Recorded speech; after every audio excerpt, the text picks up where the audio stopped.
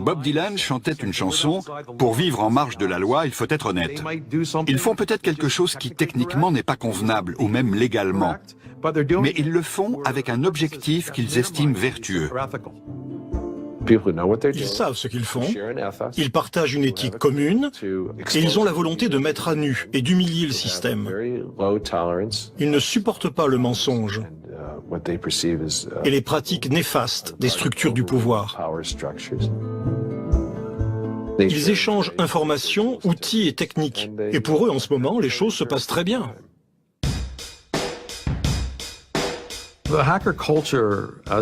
La culture du piratage est apparue à un endroit précis, au MIT, en particulier au sein du club de modélisme, le Tech Model Railroad Club. La culture du hacking a commencé par des blagues potaches. Des types du MIT mettaient des voitures sur les toits et le matin, les gens voyaient ça en venant au travail. Ou alors ils mesuraient la longueur d'un pont avec la taille du corps de quelqu'un. L'un d'eux s'appelait Brian et ils ont découvert que le pont au-dessus de la rivière Charles mesurait 822 Brian. C'était drôle. C'est ça l'origine du piratage qui a ensuite gagné les milieux de l'ingénierie et de l'informatique. C'était malin et drôle. Je m'appelle Chris Weishaupt, ancien membre de Loft. On ne se définissait pas comme un groupe de piratage parce qu'on ne voulait pas donner l'impression qu'on piratait. On était un groupe de réflexion de hackers. Le mot activisme a été inventé par un groupe baptisé le culte de la vache morte. C'était surtout une organisation de propagande. Un des membres se faisait appeler ministre de la propagande. Ils étaient un peu comme les Merry Pranksters. Tout ce qu'ils faisaient était exagéré.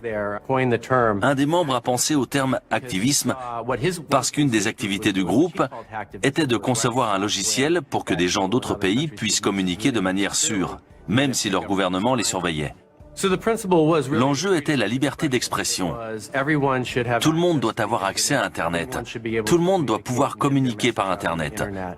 Surtout dans des pays où le régime est répressif. Des pays où celui qui s'exprime est éliminé par le gouvernement qui cherche à le faire taire. L'activisme classique regroupe également toutes sortes de stratégies. Des sit-ins au piquet de grève, du cloutage des arbres à la destruction des moteurs des engins de construction. Il s'agissait bien de sabotage. De la même manière, l'étiquette activisme englobe des pratiques très variées.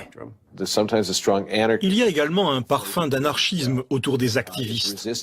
C'est une forme de résistance à l'autorité et à ceux qui voudraient imposer une pensée unique ou un comportement unique au peuple. En effet, cette volonté de contrôle de la part du pouvoir est une conséquence de la révolution numérique.